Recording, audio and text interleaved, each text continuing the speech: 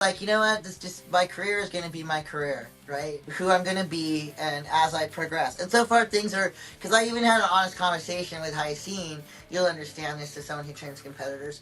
You know, at my age, how much muscle do you think I'm going to be able to put on? And how competitive do you think I'm going to be in the long term? Hmm. And he's like, I don't think you're going to have a problem. Okay, y'all, I don't want to belabor the point, but suffice to say, I think Lori Conley is pretty cool, and I really enjoyed chatting with her, and I think you're going to like this too. So she is an IFBB Pro women's bodybuilder, largely competing in Masters. We're going to talk about her competitive career, what she's done in the way past, more recently, what she plans on doing in the future. We talk about diet, training, working with her coach, all that stuff, her time as a trainer herself. So without further ado, let's get into it.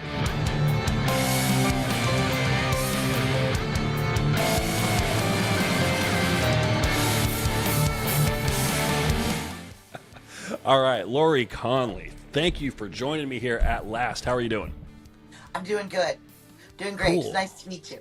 Likewise. So we had talked about doing this a while back, and then one thing happened, people got busy, etc. So this has been kind of on the back burner for a while. So I'm really excited to finally get you on here. I have questions. So the first thing, I just want to like bring everybody up to speed a little bit. You are, let me make an assumption here, and you can correct me on this. You are firmly ensconced in this point in women's bodybuilding, not women's physique, correct? Yes, firmly ensconced until further notice. So, yeah, until I've been, so and so, whatever. But yeah, I had to qualify in physique because in my part of California, there are not a lot of regionals that have women's bodybuilding. So Ah, the first real bodybuilding division I got to be in was at Masters Nationals in Pittsburgh. So Gary Udit's Masters Nationals. So I was excited. I was like, finally, I get to do bodybuilding. So interesting. And you did. I was looking over your history here. I was stalking you, that's because cool. you did physique and bodybuilding in those shows both, right? I did. I kind of wanted to see where I landed, and then I ended up doing really well in both. Yeah. Um, but I feel like I did better in the bodybuilding, and I went into those shows. I feel probably a little on the bodybuilder side, so I was heavier. I probably went into those shows like in between. I was probably like between like 159 ish, 160 ish, which is Hmm. kind of big for a physique girl. Yeah, yeah. And how tall are you? I'm 5'6".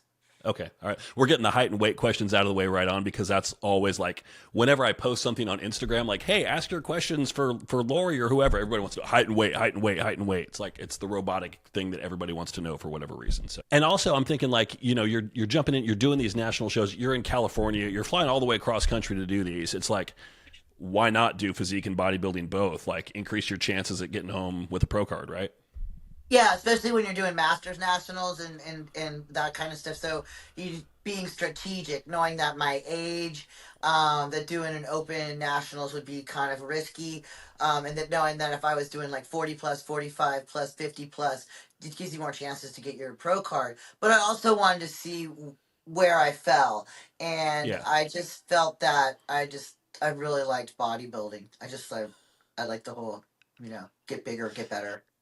Yeah, is it really just because that? I mean, clearly aesthetics matter, but it's not like in bodybuilding they don't tell you like, oh, you're too big, tone it down. It's kind of like that's kind of the point. Where in physique, it's like I think less and less these days, but in physique they might tell you like, hey, maybe you should move to bodybuilding. At this point, there's such a fine line between them. I think. I just think that the judges will always let you know, and I think your placings will let you know. I think if you're getting too bodybuilder-ish, then you'll start to play slower. It's really hard because even for the judges, it's what they're seeing on that given day.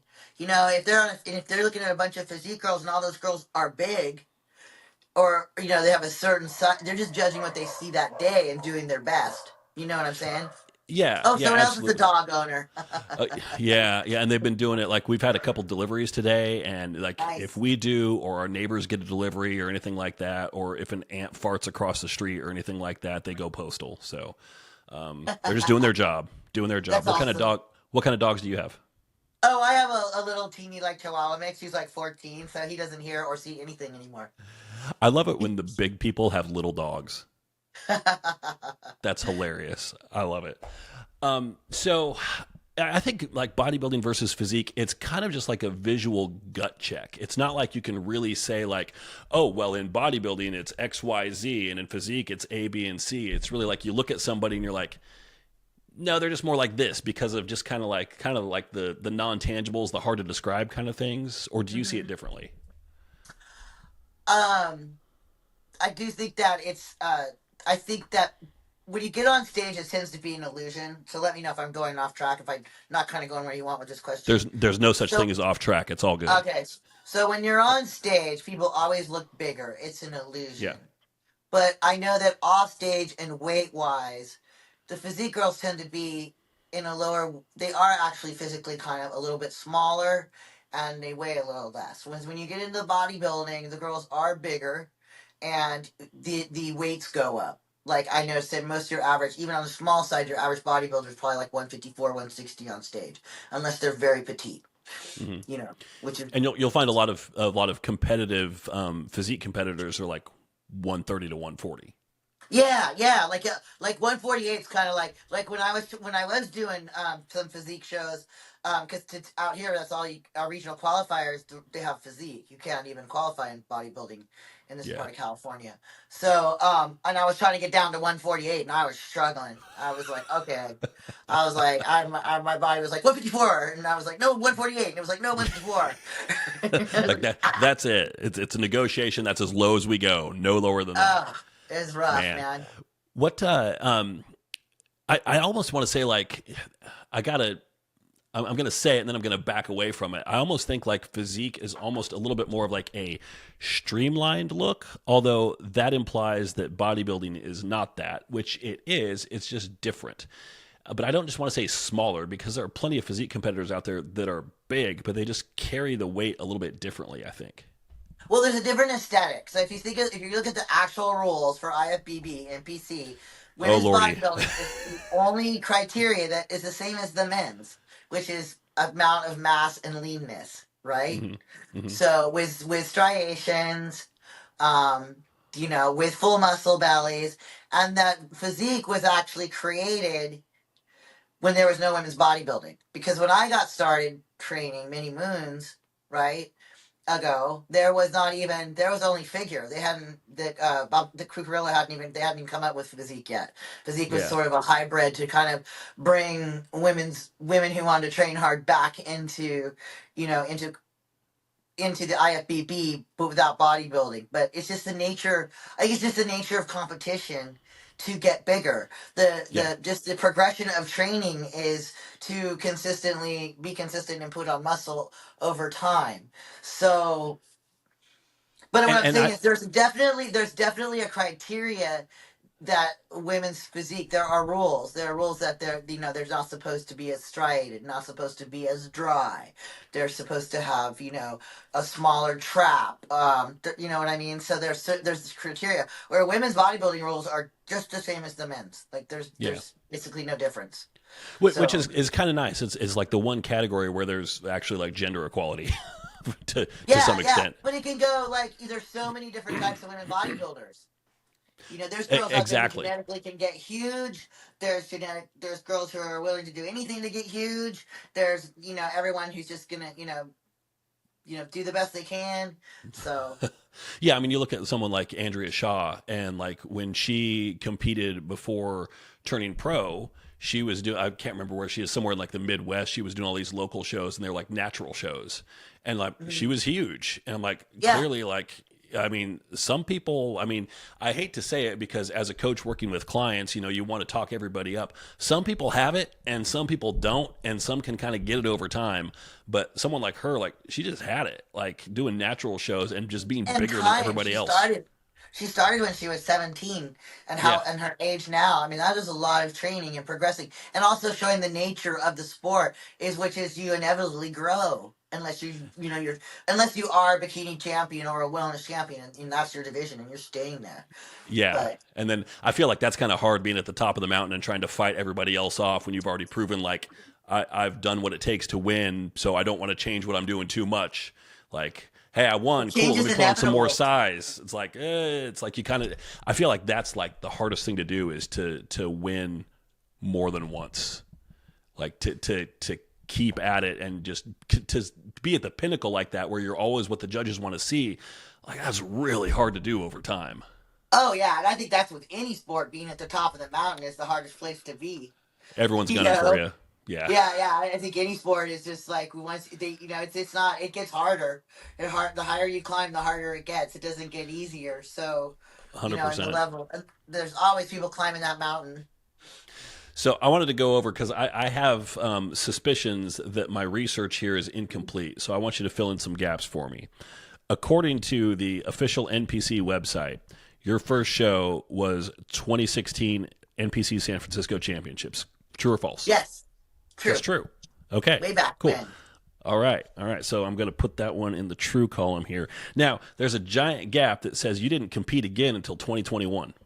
Yep, I actually took some time off. I was just going through some family stuff, and I just kind of backed off. Actually, I had a lot of people pass away in my family, so I had some back-to-back, like grandparents, then parents, and just there was like a domino effect. So and then there was like I got thrown into probates and trusts, and so it was just like 3 or 4 years of just sort of like, you know what, this is just what it is right now. Like, it's going to be kind of hard to prep through this. Yeah, exactly. And I did a natural show long before that too. Okay. And then, but San Francisco, I was trying to come back to NPC, and then like I said, it was just death and destruction for a few years. And so, but I learned a lot. If you take anything from this podcast, get a trust for your family and for you. Just do it. Save your people so much pain. It makes everything way simpler, doesn't it? Yeah, everybody thinks a will. Oh, they have a will. No. So in your experience, does that's just in your experience, that still leaves just too much open for conflict? And the will you wrote in 1969 before you went on the cruise, not gonna hold water. Gotcha. Okay, so coming from a place of experience, it sounds like this is coming from. Man, and so after 2021, that was where it looks like you did Contra Costa, right? And then on to Masters after that, Masters Nationals. Yep, didn't realize I had 2 years. Thought I would just do something 8 weeks later. Yep. And then it looks like I'm looking at the placings here, like narrowly missed pro card in a couple of times in 2021. Like right on the cusp of it. They're going to let me have it, Darren. Man, like it even says first in bodybuilding, but I'm assuming like they're not. That was in like just a class, but it wasn't the overall. You got to win the overall. That's what it is. Mm-hmm. Yeah. So I had to go back. The rules and criteria for who wins a pro card in what category at what national level show is such a pain in the ass to follow. I'm sure somebody has an encyclopedic knowledge of it. It's not me, because it's like in some categories you got to win the overall, but if you're in bikini, like the top 2 in every class get a pro card or something like that. Like they just hand them out differently based on the category. I got second, first, or third, second. I can't remember. It's but something like that, right? So if second, first, I got second, first. Or third, second, first. Second, first? Second. Yep. Yeah, so if I got first, second, I would have gotten 2 pro cards. But I got second, first. And so the first was, division. So I won my division, but I didn't win the overall. So it sounds like you've got a pretty good memory of this. So when we're talking second, first, that's women's physique, were the second place, presumably in 2 different age categories. Was it the same person that got first in both of them? Can't remember. Okay. Oh, I really thought you'd have that. I thought you just know. Moved on. I've moved on. Well, I like that. Because that would say something about like your ability to hold a grudge. If you said, it's so and so, and I stalk her daily. Nope, can't even remember. Well, because the cool thing is, like with that, then you're already nationally qualified for the following year, so you didn't have to redo anything at a local show. So then you just went back to Masters Nationals the next year. Yep. Went back to the drawing board, worked on everything I needed to work on, talked to Sandy, always talk to your judges, and listen to the ones who like you. And then, the people that have your best interest in mind, right? Yeah. So this raises the question, are there judges that don't like you? Not as far as I know. I get along with pretty much everyone. I do. I try to, I was raised correctly. I'm very, very grateful, not rude. Just Yeah. what do I need to work on? What do I need to do? I'm very I can take criticism, right? Hmm. So Yeah. like, don't candy coat it. Like, what do I need to do? Because I need, I'm serious about going back and correcting the things I need to correct. Well, and So. really, I think that's one of the things that really separates the people who are really serious about bodybuilding and really do well in it over time is that conversation post show that you have with a judge, or where you sit down with your coach and redo your needs analysis and comparative analysis against the rest of your class. Like, that's when you want to get picked apart, because that's when you're setting your agenda, like what needs to happen over the next 8 months. Like, that's Mhm. important. And the harsher it is, the better you're going to be. So you should be able to take it really well. Yeah, yeah. So. So now I have a big question, because I know there's a hole here, because the next show that I have a record of is Masters Olympia in 2023, but you got to qualify for that, and I don't have any record No, of showing what the qualified. the first Masters Olympia was an application Aha. because they Okay. hadn't had it. This one this year, it's only the second year. I did not realize Yes, I that. think they're doing it every other year. And this year, I think you have to qualify, but you still need to put in an application too. I'm not quite clear, so I'm just going to go qualify. That's my plan. All So right. when in doubt, go win something. Here, I won Okay. it. Nice. Nice. There. And was That's the that plan. was that in Tokyo in 23 also? No, Romania was 23. Okay. Romania Okay. was like Alina Popa, like that's like her stuff, like Romania Muscle Fest and stuff, which Yeah. is awesome. I love. I go Yeah. back to Romania in a heartbeat. I loved Romania. Nice. Nice. Nice. So They do love you know, bodybuilding. It's awesome. well, and that Romania show is huge. Like, it just happened like 2 weeks ago or whatever. It was huge. Oh, I love Um, it. do you know if they're planning on keeping it in Tokyo going forward?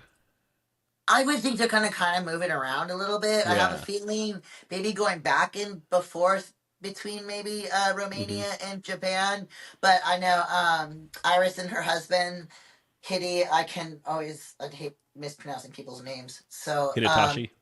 yes, are I think they're kind of in doing the Japan this year. Okay. So yeah, because they're super involved, and then I'm not sure what they're going to do. I mean, I have no idea. I don't hear until they announce stuff. You get kind of a Yeah. feeling of what's going on, but until they officially put down stuff on paper, you never really know. Yeah, yeah. Well, I know it's I've talked to plenty of masters competitors. I've had a couple on here who are like all gung ho for qualifying for next year. So like, it's going to be a big draw wherever they put it. Just because, the thing is, like, the masters competitors, like, you're established, like, you've got the means to travel. I mean, your family's going to want to go with you and see it if they can as well. Like, it's a big deal, and I like the fact that they're kind of talking it up a little bit and making it a bigger thing. So I'm excited to see where they go with it. Oh yeah, there's some girls that just turn, and the age limit I think was 40 unless they decide to start doing categories. So there's some Yeah, girls that are women who are turning 40 this year who are going to be, they're still Olympia doing a regular Olympias. So and you're going yeah, to see crossovers too. It's going to get rough out there, Masters Olympia. Let me tell you, it's not yeah. a walk. It's not going to be a walk in the park, Darren. It's gonna, No, you well, I got mean, you even got mature muscle. You got it's these people are yeah. I mean, even like just a regular pro show is not a walk in the park. I mean, just getting qualified for it is a challenge. So, um, Uh, let's talk real quick about Titans this year. Was your plan, like, at the start of the competitive season, like, that's the show, it's semi local, I'm going with that one? No, my plan was to start early and do Triple O and do an early show, but I was tired and I was really, my body was tired and from the last 3 years of just competing, just just competing and training and competing and my blood work just kept coming back in just kind of weird, just off. Uh, Not too crazy, but if I kept going, it wasn't gonna be healthy. just Just off enough that you're like, yeah, just I should off pump the enough. brakes. Thyroid's a little high, cholesterol's up there. Blood pressure was fine, glucose is fine, but there were some numbers that were like, okay, your body's trying to talk to you, and so made a decision to put off Triple O. Made a decision to put off a couple of the early shows. I would love to go do like some of the Washington shows and the Canadian shows. Like Van But I Isle. also the realization that when I did Titans, I need to put some on some overall size. Yeah, I'm Mhm. big, but I need to like there's some things I could definitely improve. Everyone you're and competing overall against is big too. conditioning. Huh? Everyone you're competing against is big too. That's the problem. Oh yeah. You think you're biggest one in the gym until you get backstage at a pro show, and then you're like, okay, Yeah. yeah. Okay. Biggest in the gym, smallest back here. Uh-oh. And I don't think I've brought the conditioning that I can bring. Like I know this was I switched over coaches this year to Hyacin Nasir. Hmm. So it was our first show working together, and which went really well. Like I did make a lot of improvements. I could see the difference. Um, But you haven't and gone through an off season with him yet no, and we're until gonna try now. to go through kind of a long. So I kind of that once again I'm just kind of not like I get, me, I like to compete. So I was like, I'm going to do early now. He's like, no, we're going to do anything for a minute. So I'm going to put on some overall size. And yeah, I make sure you're healthy too. You got to make sure you're healthy. Yeah, I mean, if you want to have a successful growth phase, like you've got to, I mean, you've got to be able to push during that phase, which means you've got to have all your health markers in place before you really start that. Yeah, you got to be able to put on a weight in a healthy way and be able, your body has to be, reacting and responding smoothly to things for you to, you can't be struggling to lose weight or to put on weight or to, all those different things. Exactly. Yeah. Take me back for a second. Masters Olympia 2023 was when? That was later in the year, right? Like, was it November, October? It was How cold August. was it? August. Okay, I was It gonna was say, how cold was beautiful. it in Romania? Yeah, it was absolutely gorgeous. Absolutely, probably the best weather, and everybody's out, and it was really awesome. I literally got That's an awesome. Airbnb like 10 minutes from the soccer stadium, which is where they had it, like in a stadium. Yeah, my pro debut, and yeah, it was crazy. And That then, is but killer. I got Airbnb, and there's literally like a farmer's market down the street with like fresh everything I needed, and then literally a gym like right next door to that was awesome. And I was like, it was pretty amazing. Were you thinking like, I need to move here? I'm like, if I was gonna have like a European pad, I was like, this would be the awesome place. That's so cool. So that was in August, and then the triple O's in like what, March or April? It's very early, right? April. April.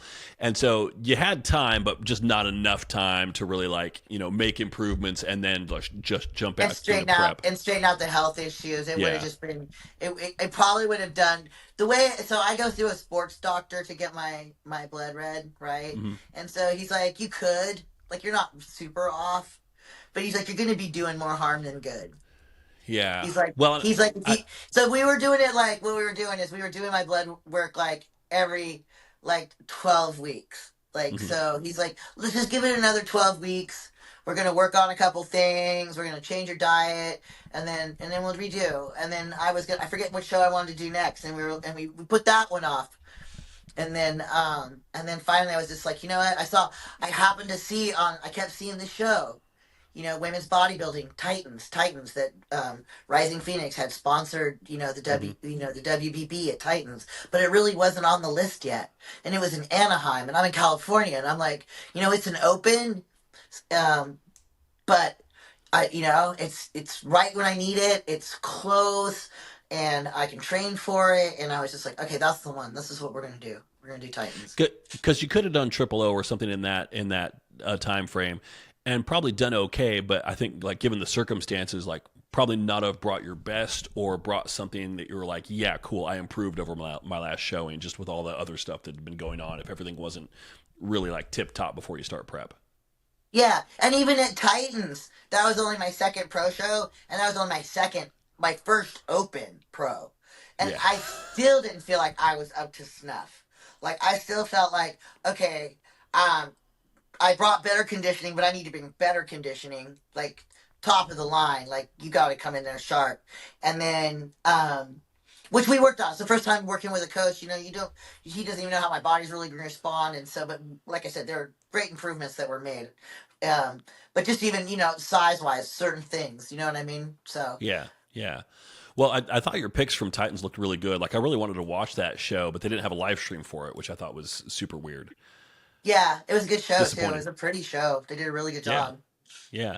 You said something also about first show with the coach, and I want to kind of drive that point home because you're a more experienced competitor. You've been around a bit. You kind of know the drill. You know how it works. And when you have a connection with a coach and you feel like they're listening to you, they're responding to you, and you've got that rapport, it's like the outcome of the show, it matters less at that point because it's I think at least, because that's a starting point. And as you said, first show, we're trying to get to know each other a little bit. Like, how hard can I be pushed? What do they need to do? You know, if I push harder, do I get a better result or do I look worse?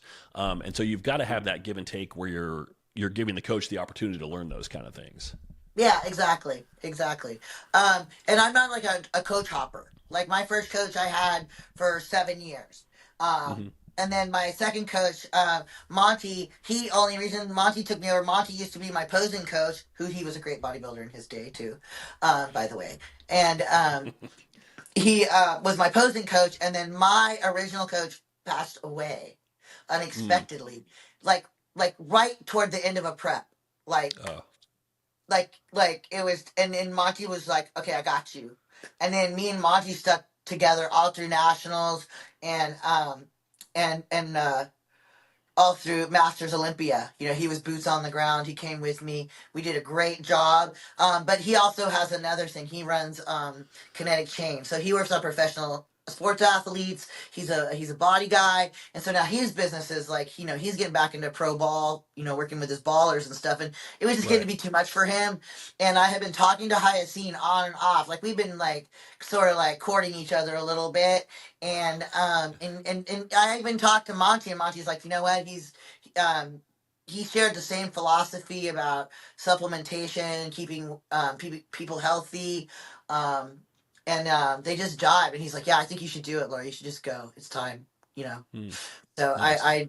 yeah. So I'm not like, and I do think you have to spend a minute, you know.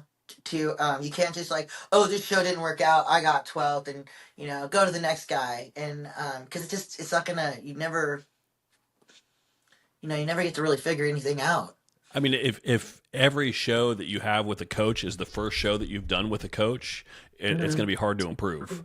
Like, Unless but they're you've, just doing something absolutely crazy, of you course, if know, they and really you just just there's don't know just what they're red doing. flags going up everywhere, right? It's like when you're just batting the red flags down, yeah. Then you know, of course, you're gonna be like, you know, if every like, if all your spidey senses are going off at the same time, but to just Yeah. to like. To make really good improvements, like it was probably the flattest my stomach had been, my digestion, the training, everything was just sort of. I was like, okay, we're moving it. I felt like I was moving in the right direction. Yeah, I Definitely. mean, my goal when I work, because I work with a lot of first time competitors. And so my Hmm. goal always is like, we're going to get you on stage and we're going to do it and hopefully have you feeling pretty decent. And if you do well, that's secondary. But for a first show, like, let's just get you through a prep, get you on stage, and make it look like you belong up there. And if we can manage your stress, your digestion, get all the variables in place so that you feel like, okay, yeah, that was successful, awesome. Hmm. Then going into show two, then we get greedy. And then we're like, okay, Yeah. now we know what's been successful. We know we can push you harder. We have a base Hmm. here, like you're on stage at 163. Now I want to try and bring you on stage at 156. So that sets the stage for here's what we have to do this off season. We need to make sure we don't make the runway too long for ourselves while we still make improvements on X, Y, Z. But it's a longer term plan, I think, than most Hmm. new competitors are prepared for. It is the sport of patience. Like Good you, Lord. it is the sport of patience. And sometimes I get a little in the fast lane because of my age, because I'm just like, I'm at a certain age. I started kind of late. And so I'm like, I need to do all of this right now. I need to do, oh. And it's like, you know what? This just, my career is going to be my career, right? It's going to be who I'm going to be, and as I progress. And so far, things are, because I even had an honest conversation with Hyacine. You'll understand this as someone who trains competitors. You know, at my age, how much muscle do you think I'm going to be able to put on? And how competitive do you think I'm going to be in the long term? Hmm. And he's like, I don't think you're going to have a problem. So. Yeah, and I've He's had like, I that think you're gonna be conversation. okay. He's like, The, I think the, we got room to grow, and you're and so, and I'm not afraid of food. So you know, you gotta be a good eater. Everybody you thinks can't. it's easy to eat, and it's I mean, it is until it isn't. Until Like, you're on your third plate of rice. Yeah. yeah, exactly, exactly. That's the thing. In women's bodybuilding, you can't be afraid to eat. You can't be afraid of food, Yep. man. Yep. Yeah. And, you know, as a coach, it's hard to have those conversations with some people because you get some people who are like, hey, how much size do you think I can put on? And I'm like, based on what I see with your genetics, not as much as you want. Like, and that's a hard conversation to have. Like, unless we change some variables somehow, which means, you know, like you're natural now, your goals are not going to be achieved as a natural. Like you're going to have to, we're going to have to hop that line. Yes, and Um, then that's another thing, and that's an individual choice. So that's why I always say, like people are like they always are constantly trying to judge women bodybuilders on masculinity or femininity or this and that. Well, that's an individual choice to that competitor how they want to proceed. And yeah. God bless them all. And like I don't think I don't. It's not my choice to judge anybody, and everybody's journey is going to be different in this sport. Um, but yeah, you're gonna have to make a decision personally. Like if you're just gonna like, hey, you might need to stay in physique. You're not gonna make this leap unless you do A, B, and C. Are you willing to take the Are you willing to take the risk that it takes to do that? AKA androgen, hair loss, blah blah blah.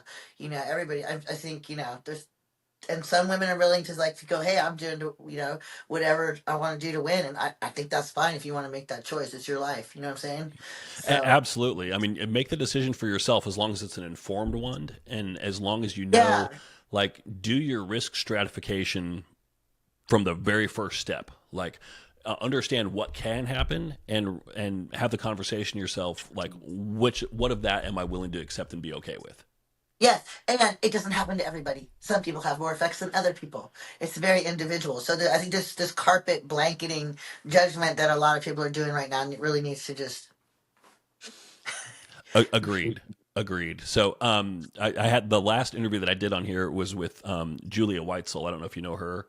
Um, she also competes in bodybuilding, and she was like really on a tirade about the natty or not trend that's going on social media with the dude who like Mhm. ambushes people at shows and asks them if they're natty or not.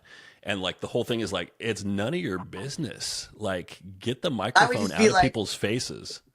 I'd be like, I'm really naughty. I'm super naughty. Exactly, and Gotcha. then just smile and walk away. Yeah, I'm on the naughty list.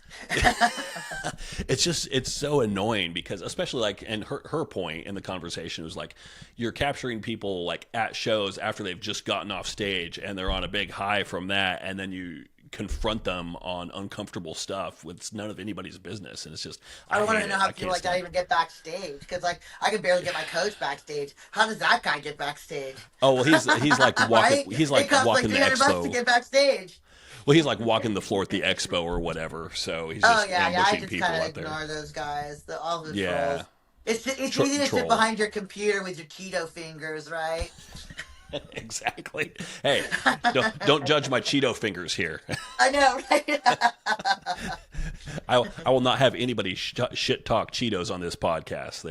I haven't they are eaten a the Cheeto in 5 years. I wouldn't know. I haven't either. But now that you've mentioned it, I'm like, man, I really want some Cheetos. So We'll I'm send you some. gonna put The that on the fiery list. ones. So talk to me, because we have one thing in common in that we've both worked with a coach who has passed away while we were working with them. Hmm. And so my previous coach was also working with Hyoscine, but had only just started that before she passed away. And so I got a little bit of insight in what her experience was like with him. And she really liked him. I'm curious to know, like, I'm not looking to talk trash about anybody. I just want to know, because he is like a really high level, super popular coach. What's your experience been like with him? My experience with him has been great. He's always been there when I need to talk to him. If I need to tell him I need to call him, he's like, call me, we talk. My thing is, I'm like an old school kind of girl, so I'm like kind of like that suck it up generation. So I need to I honestly, on my end, need to make myself more available, right? So I've been having that conversation with myself. But he's always been available for there and to work with me, and with whatever like I want to work around. You know what I mean? He just isn't. He's Mhm. not like, oh, you have to do it this way. This is the only way. Like he'll have, we can have conversations about stuff. Yeah. And but I have to also be. I can see from my end that I need to make myself a little bit more coaching vulnerable. That's the word I was That going to use. Do you struggle with making yourself more vulnerable? Because if your tendency is to suck it up, there's probably a lot of feedback that he might need that your tendency would be to kind of keep it to yourself. Exactly. Like, because I'll just train hard and eat my food and struggle and then I'll have questions and I'm like, oh, you probably don't want to bother with those questions. But now I realize that those are the questions that are really important and that he's there. And off season is a great time to do that because everybody's in cruise control so a little bit. So this is a time to have these conversations, not like 24 hours before you're on stage. Well, right, exactly. Like off season, I always tell people like, in the off season, I want you to have a sense of urgency because if you don't approach every session like it really matters, then they aren't gonna matter. They're not gonna make a difference. But there's less pressure. We're not under the time constraints of prep, so like that is the time I think to get a lot of that stuff that feels kind of secondary, like hammered out and good. Like get your sleep routine really dialed down, like really focus on managing your stress and kind of clearing a good runway for prep. So it's like, hey, I think as best as I can, I've kind of planned life to be fairly simple for prep here. Yeah, and as soon as you say you're going to prep for a show, then everybody dies and the dog has to go to the vet and your car breaks down. And, 100%. I always laugh when I tell that people like, I got it all dialed in for prep. I'm like, okay. Yeah, yeah. Let's check back in 3 months and see how that worked out. Yeah, right, yeah. But that's when everybody decides to like go. I feel like sometimes even if your prep is like really smooth, even everybody around you decides to have a problem. You're like, really, people? We just get through prep? Can we just do Yeah, this? yeah. But I decided this year I did a 22-week prep leading into June. So I started in January. And in retrospect, I'm like, yeah, 22 weeks, that's just a longer period of time for shit just to suffer. potentially go wrong. Yeah. Why? Do that to yourself. Just do the Yeah. 16 weeks, man.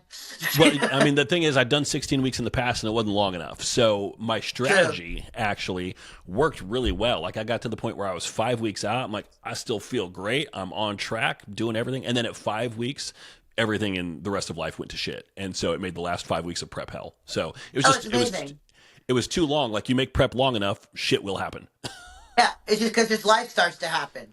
Yeah. Yeah. Oh, and then it's just the inevitable. No matter how well you plan things, and it all comes together at the last minute. If anything I've learned about bodybuilding, no matter how much you stress and worry about everything, everything shows up. Everything happens, and you're fine. So one thing I've learned is I don't worry about it, man. I'm just like, you know what? My hair will get done somewhat.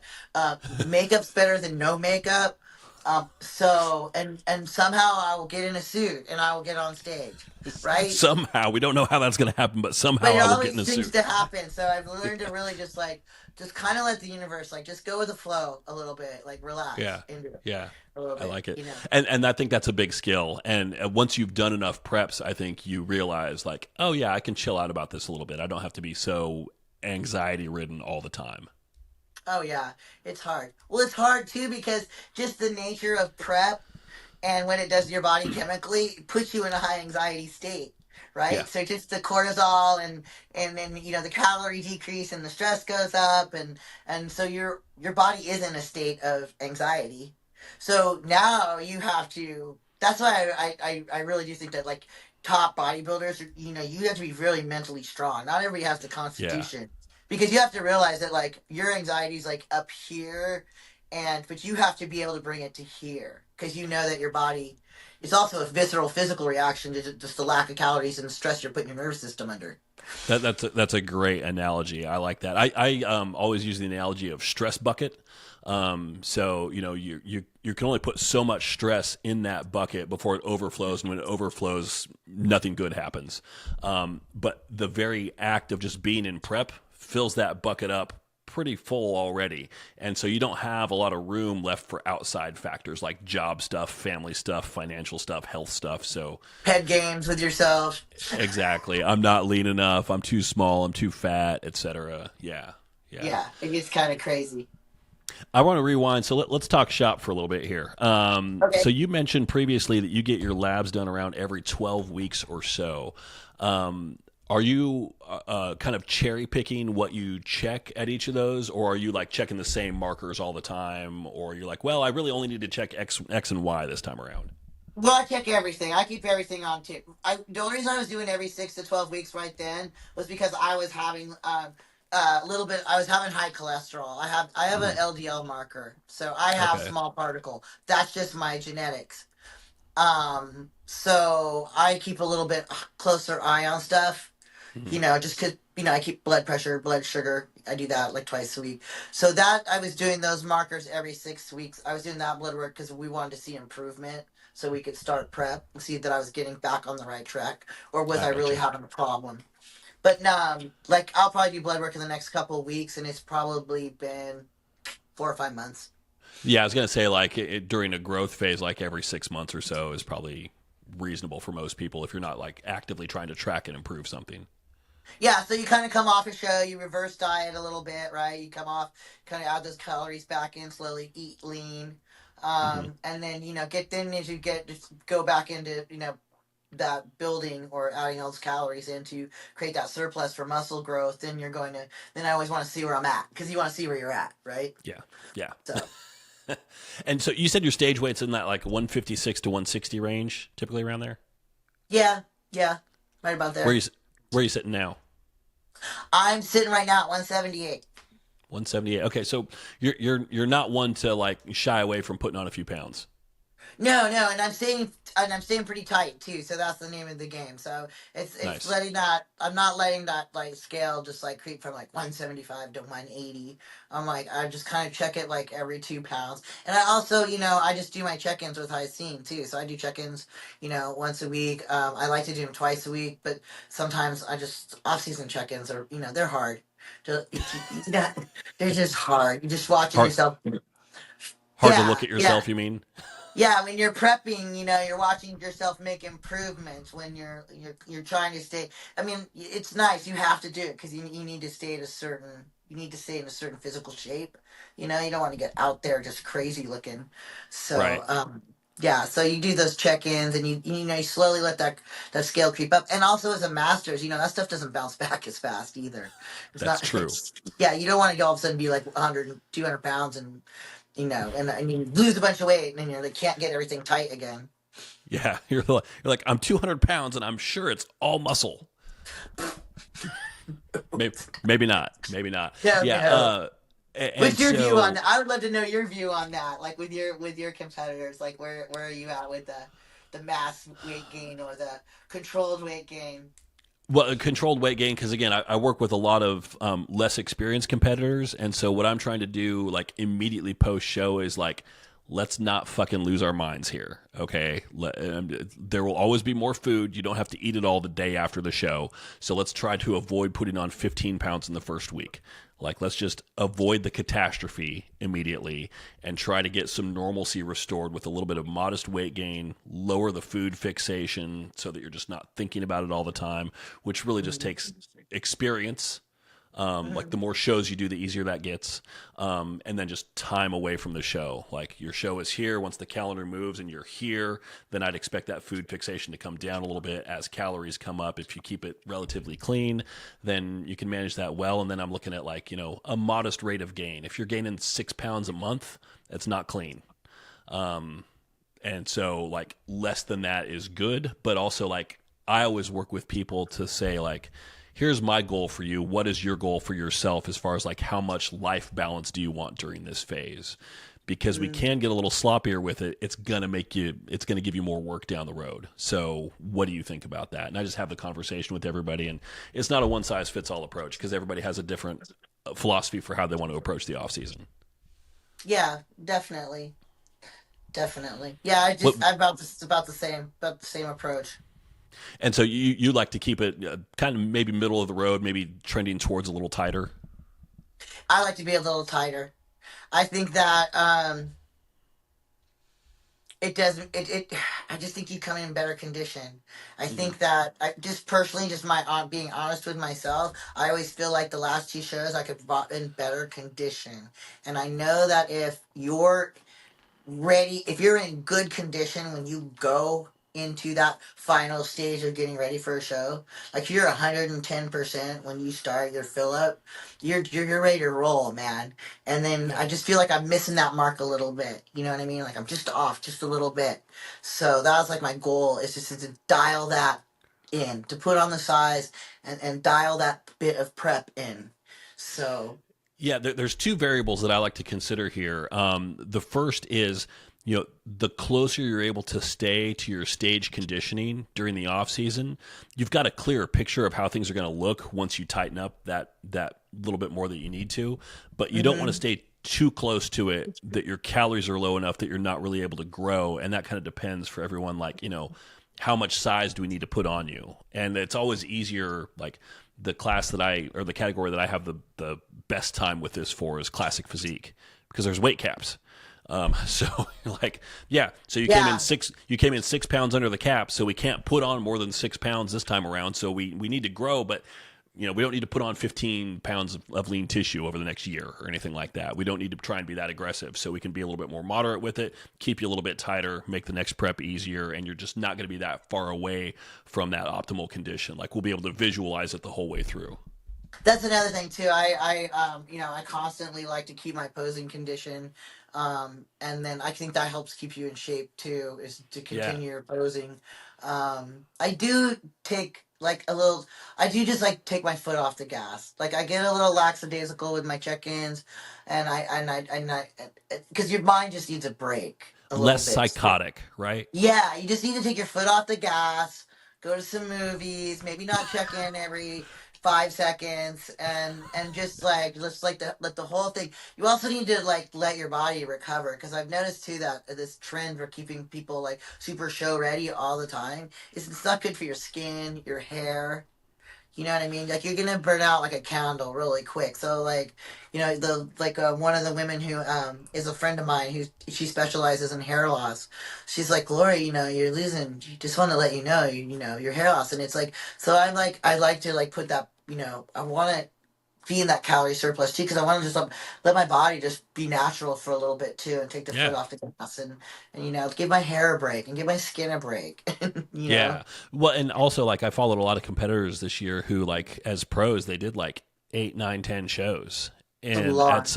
at some point, you just want to tell people, like, you realize you're not looking any better with any of these further shows, right? Like, they're chasing that Olympia qualification so hard. I'm like, you're getting further and further away from it. Just shut it down. Like, I get that there's that desire to compete, but at this point, you're not helping yourself. Yeah, like you almost want to maybe take a push for a couple early shows if you can, if you've got the size. Like I've got stuff I need to do. There's work to be done. So, but if you're at that point where they're telling you you don't need any more size, like if your judges are saying you're good, just bring in some things, Hmm. maybe better conditioning, better posing. A lot of it comes down to conditioning, and posing. I mean, Oh, yeah. honestly, Yeah. and maybe a show or two in the beginning, and then a show or two at the end if you don't. Yeah. Then, Yeah. but I think give that's fair. yourself a breadth of time Yeah. to, yeah, yeah. This back to back. But you can't really judge everybody, because some people have the constitution for it. Some people can Some do it. do. Some But do. they're like, but you see those competitors where there's like by the end of the season they just eating themselves alive. Yeah, yeah. I mean, I know that there are some bodybuilders out there. Like, I like to bring everything back to music, and I know there are some bodybuilders out there that are like the Bruce Springsteen of bodybuilding, where he's got the constitution where he can go and just sing the way he does for 4 hours a night, 200 nights a year, and how he does it, I don't know, but he just lasts and lasts and lasts, and he should be, he should have no voice at this point, but he still sounds great. Like, how does he do it? Some people are Yeah, built differently. yeah. You can't. That's what I mean. You can't like. You just can't put this. Individual human beings are so different Yeah. that you cannot, like I was just watching the little clip that Kevin Lervoni was talking about, how they would finish Olympia, and then they would do like 7 shows in Europe, and that's amazing. Like you have to have a Talk about certain someone who's built constitution. differently. Huh? Talk about someone who's built differently, by the way. Yeah, yeah, but I mean, just to be able to do that kind of shows, you've got to be like, and your food and diet and sleep and everything just have to be so on point too. Yeah, yeah. So let's talk then on that subject. 2025. Do you have a rough plan yet, or a firm plan for shows for 2025? I do not. I have not a clue. I honestly, I will be doing a master's event of some sort. I will probably talk to Hycine about it. I'm kind of Hmm. putting this. If this is a conversation we'll probably have probably next month or so. I'm assuming, and sit down and kind of come up with a plan. Hmm. But it's basically just right now. I just want to focus on improving. Yeah, yeah. Yeah, Cool. just overall improvement, and just going in the gym every day and focusing on that. It's like eat, sleep, train, eat, sleep, train. Well, and before we started recording here, you mentioned you had a really good training session today. In fact, so putting your money where your mouth is. Exactly. Yeah.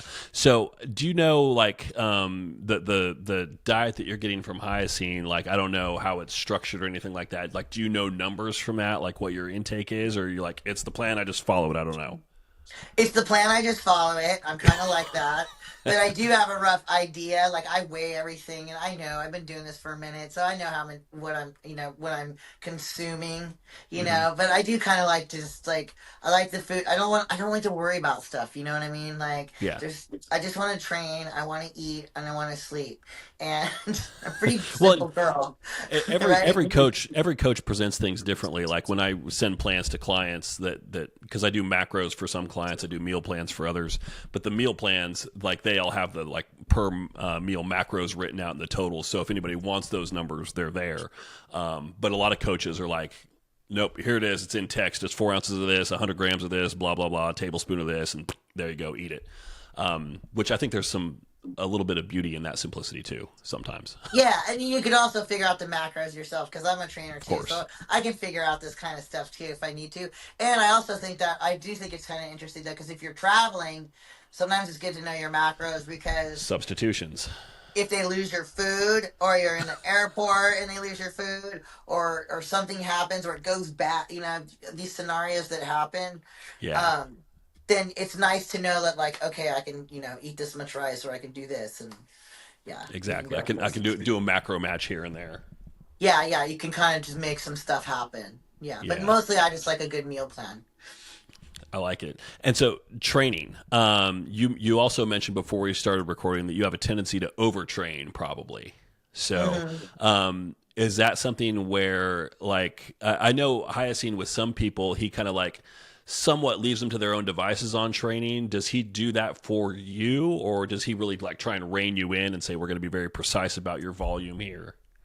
We have a training program, right? So we have like he gives me a training program that I follow, and then I like to add my own components to that, right? I gotcha. You got to be a So little extra.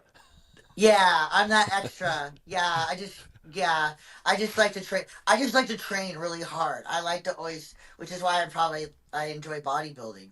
Yeah. I just like to. But no, the training program that he's given me has really helped me improve because I've usually trained. I try to train differently every year, and change because you adapt. You adapt, and And once you've been doing it for 20 or 25 years, you've done everything. So it's like, let me try something a little different, because the yeah, basics work, but you got to stay mentally engaged too. And if you do the same stuff for decades in a row, you're going to mentally check out probably.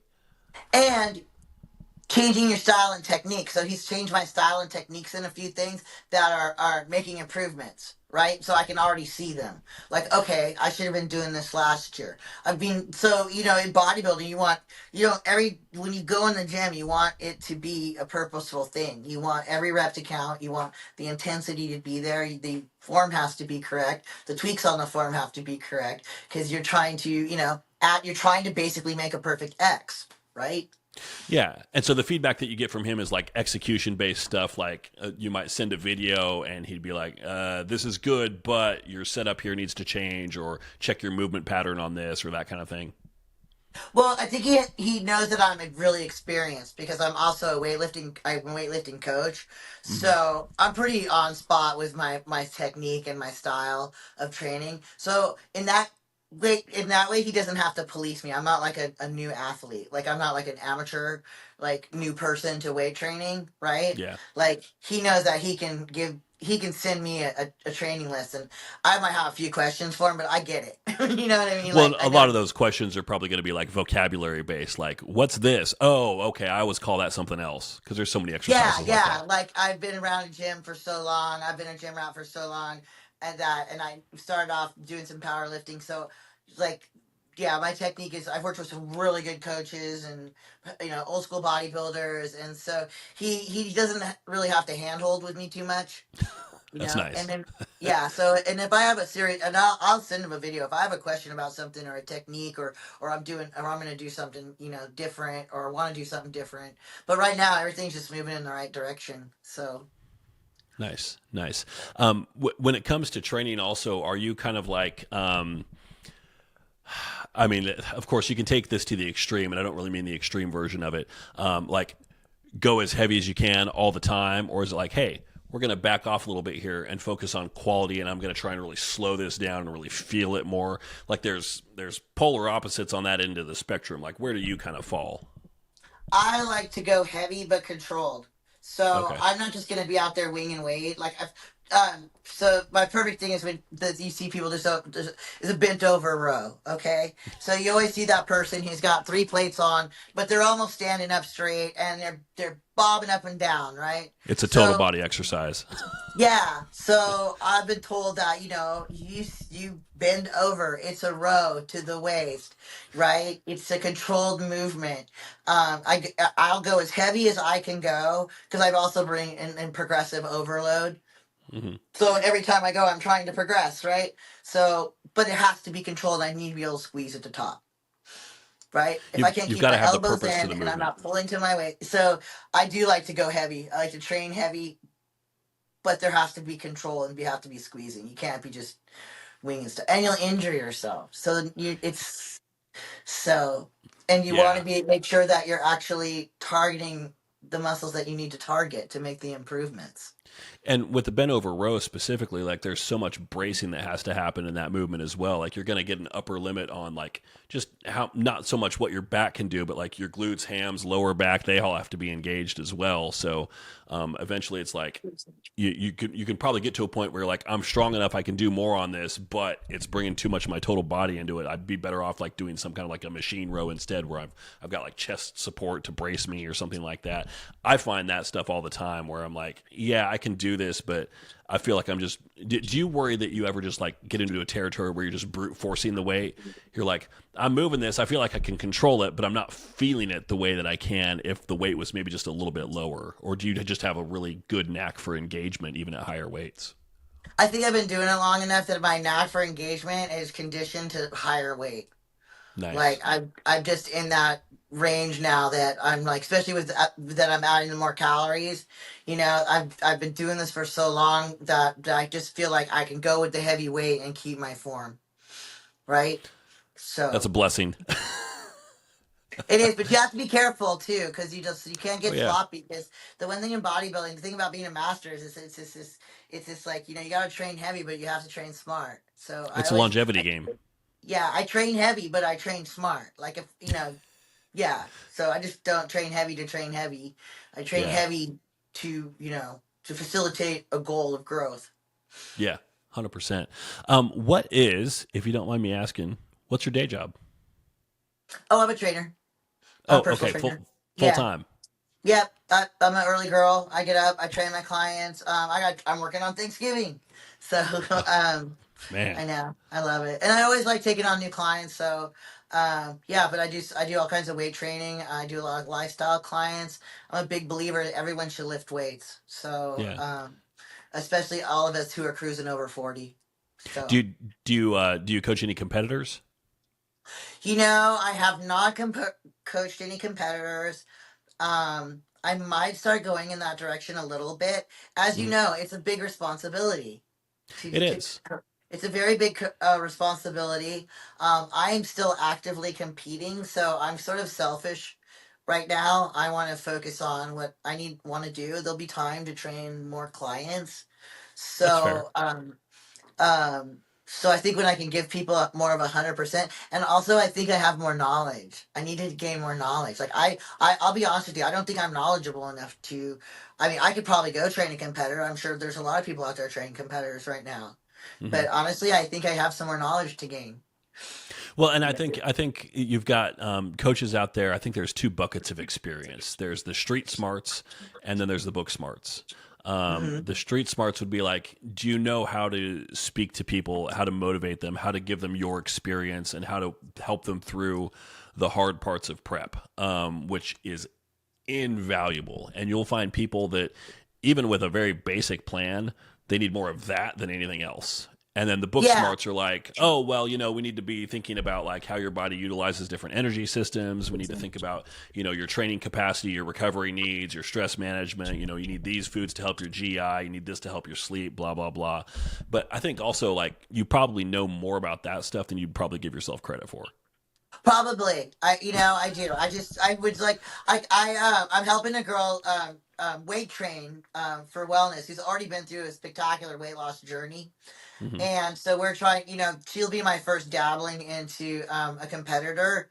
But Nice. as far as like some of the technical, like diet and supplementation, I've fielded her to someone I think has more experience in that until I feel like I'm comfortable doing that. So I Well, think and a I lot of freaking love times that there's a because lot of that's, hearsay.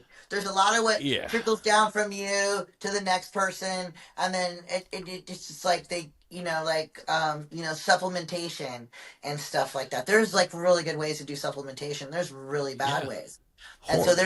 there's just like this generic way that they do stuff that you see a lot of coaches just throw at every girl out there. And if I've anything, I would just be like, no, stop doing that. And all of you guys who don't know what you're doing, stop doing that.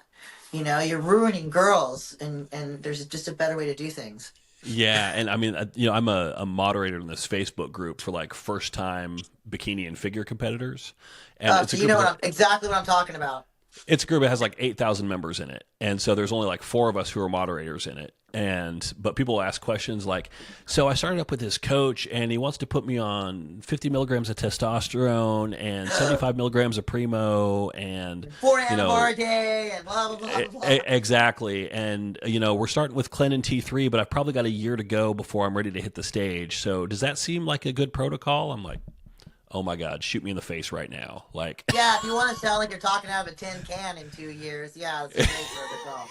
it's just, Yeah, oh. yeah. And so I think it's good. Like if you can recognize like, yeah, like I think I could probably do it, but maybe I should, learn a little bit more first. Like that's commendable because there's so many people that will be like, I'll do it and I'll figure it out after I mess some people up, which there's costs associated with that. There's a real And less pickle. is always more. I Yeah. think that's another thing too. It's like, and I know I'm always willing to work a little harder. You know what I mean? And I feel like people are just sort of like, it's like our kind of like a society thing right now. Everybody's just like, take the shot, take the pill, take the this, take the that, how about you just fucking work, excuse my language. Why don't you just work a little harder? You can edit that out. You know what I It's mean? all Like, allowed. It's all allowed here. yeah, could you guys just get to the gym a little earlier? A little more Do the extra intensity. reps, do the extra Yeah, set. Yeah, yeah. exactly. I subscribe to the John Jewett theory of like growth in the off season, and his theory. I don't think he said this, but the idea is the best drug is more food. Like that's the first Exactly. thing you consider. My husband watches me eat, and he's like, I can't eat that much food. Like, he's been trying. Like, he's like, oh my God. He's like, well, did you make all your meals today? He's like, no, I didn't make all my meals. He's like, that's ridiculous amount of food. There's Oh not my even God. time at my work to eat that much food. I mean, that's what I'm finding right now is, I like to take a time out from my work and like, oh, let me turn on this YouTube video while I eat. And then I get stuck into the video and I watch it to its end, even though I'm done eating. And suddenly like every meal takes 40 minutes just because I get distracted. I'm like, I Wait can't till spend you're this just much time eating that eating. much food. You're eating so much food that it actually takes you 20 minutes to eat. You're like, man, am I going to ever finish this meal? Like, and Yeah, then it's well, like 2 hours, and then there's another one. I know, and it's like my show was in June, and then I took a few months to reset. I had stuff that I had to work through, etc. And so I'm only about 5 weeks into my growth phase right now. So my calories are still at the point where it's like they're high, but I'm still hungry. So, but Yeah. I've been to that point before where it's like, you got to get in 850 grams of carbs this day. And it's like, ugh, okay. You wake up and you're like, oh God, here we go again. Yeah, you literally eat until you go to bed. But it's funny because when you get up and get on the scale and you're like, I lost a pound. Like, Yeah. oh, Yeah. It's like, fuck the my body is life. amazing. What do I have to do around here? um, Lori, that was awesome. How, first of all, what gym do you train out of? I actually train out of a gym in Santa Ramon called The Lab. It's owned by Bodies by Bobby. He's a really great physique coach. He's been in the industry forever. And so that is my primary gym that I train all my clients out of, and I'm always available online for any training or if anyone wants to come visit me. So yeah, I train out of The Lab in Santa Ramon. It's in Northern California. We're in the Bay Area. Okay. Excellent private gym. So Been there a long time?